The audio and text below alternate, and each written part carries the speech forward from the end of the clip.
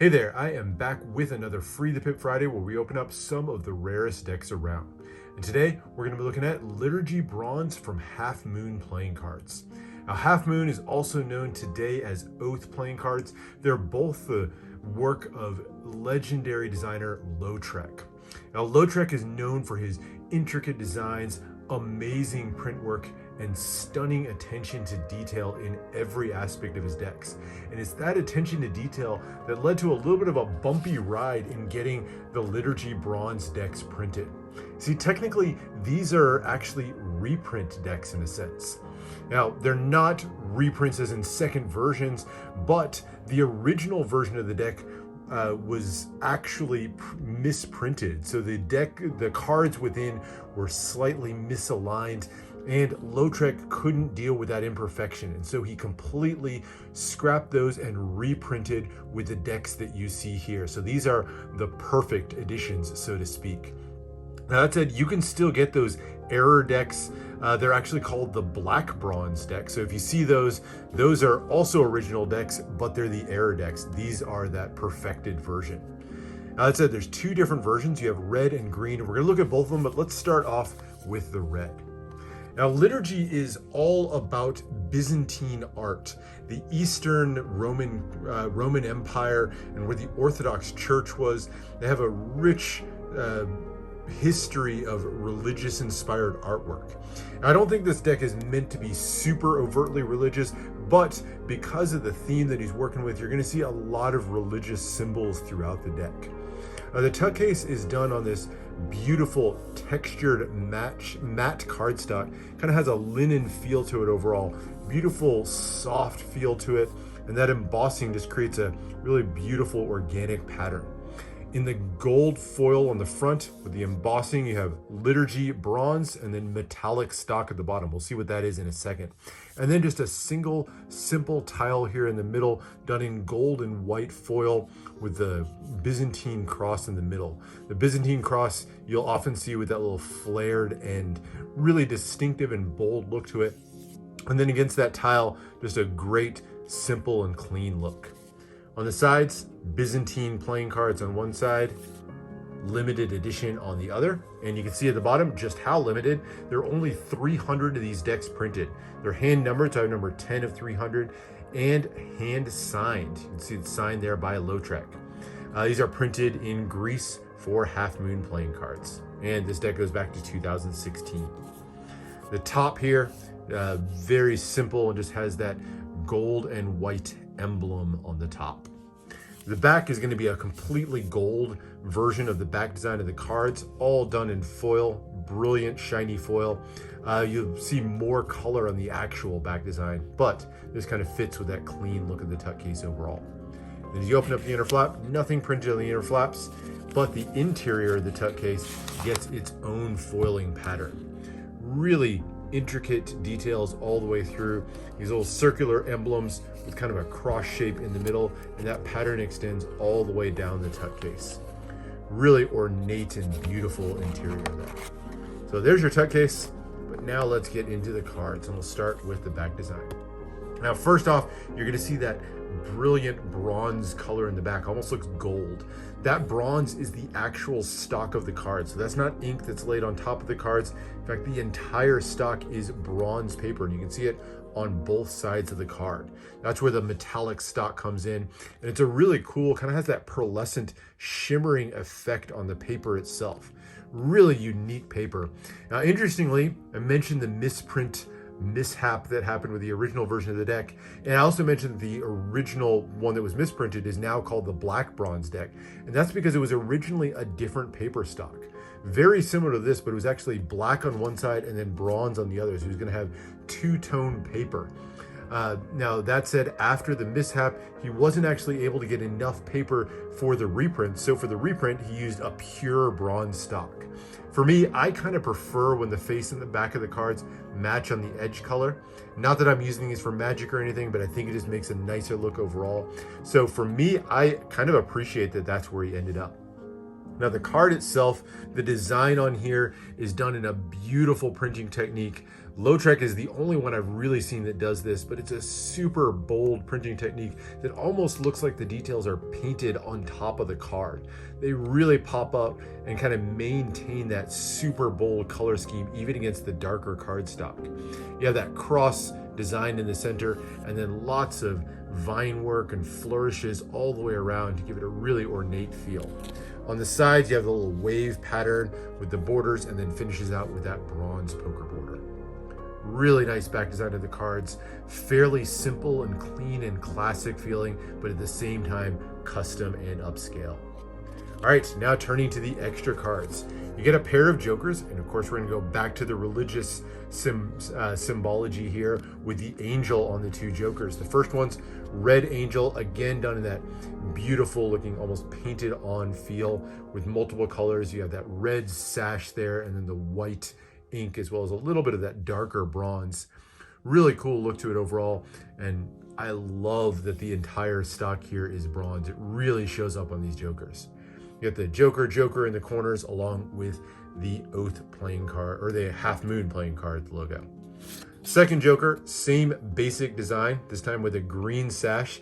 And this one's a little bit mischievous. He's got a sleeve full of Ace of Spades cards there. So maybe a little bit of cheating at poker going on there, but he's got this Ace of Spades spilling out of his sleeve. So there's your two jokers. And now on to the aces. Now, all four aces are ornate, but the Ace of Spades is the power ace. Features that big, ornate spade pip in the center, kind of a taller, thinner feel to it with the crown on top. It says Liturgy and Half Moon playing cards. And you get a really beautiful back design that kind of reminds you of an ornate screen or even a tile floor or something like that. Very sort of architectural feel to it, made up of small crosses all the way through, and just gives you a great backdrop for the overall design. The index in the corner is really ornate and a little bit hard to read, if I'm being perfectly honest. I wish he'd gone a little bit simpler, but you see this on a few of his other decks. Arabesque has the same issue, I think, for me, where the index is kind of hard to read, especially on that ace. But the spade pip, very classic black spade pip there, nice, easy to read. The other three aces are all also ornate. I particularly like the Ace of Diamonds here with that cross design in the center. That's probably my favorite of them, but all of them look beautiful in their detailing. And there's your Ace of Hearts. So that's the aces. The number cards, other than having that background that was similar to what we saw on the aces, and of course that metallic stock, they're relatively simple overall. They feature two-tone pips, one side black, the other side a darker bronze, which surprisingly pops out pretty well against the bronze cardstock. The pips themselves are kind of contained in the middle of that frame, so it gives them a little bit of a smaller space to work with, but a classic layout, and I think they're absolutely beautiful in their own right. The red pips also have a two-tone, so kind of a red and then a shimmery, almost pink color to give you that two-tone feel to the diamond pips. And then into the clubs, and finally the hearts. So a nice look to these overall. Where the A for the ace and the index is a little bit hard to read, the number cards don't share that issue to me. They still have a unique feel, but they're pretty easy to read in my mind. And then you get into the courts. Now with most Lotrek decks, he really kind of works with custom courts that are inspired really heavily by the classic bicycle court. So these are completely redrawn, and they're done in Lautrec style, which is absolutely beautiful, but you can definitely see hints as we go through these of where they're inspired by the look of the classic bicycle cards. Wanted to keep them nice and familiar. They're all two-way courts, and they're really beautifully drawn. I love the bold colors on here. I will say the white ink that he used to kind of create a shadowing effect, it's a little bit distracting. It's maybe hard to catch it here, but in certain lights, like right there, almost looks like a stain on his face. So not my favorite to have the white there, but when you hit it in the right light, that shadowing effect really works out well. And you'll see one nice little customization in addition to sort of the color palette here that I really like is in kind of keeping with that religious theme, you have the halo effect over here. A lot of artwork from that time of Christian figures would feature a halo circle, just kind of a glowing aura around the head of the figures. And so that's carried forward to sort of bring the theme to life a little bit more in the court cards. And you'll see that same thing as we continue through all the court cards, but they're all just really intricately designed. Love the feel of these overall. I think they're a great addition that keeps the spirit of the standard cards without making them, excessively custom or anything like that. So there are your court cards. Really, really nice.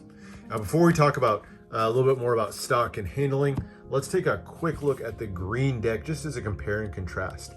Same design all the way through, including numbering on the bottom, same rarity, but it's done in this forest green color. Now, personally, I like the red one better. I would have liked maybe a little bit deeper green on this one, but still a really nice look to it overall, and that gold pops nicely. The cards themselves are mostly the same, so not too many differences. You get the tuck closed there. On the faces of the cards, you're going to see the same stuff here all the way through, including color schemes on the court cards, etc.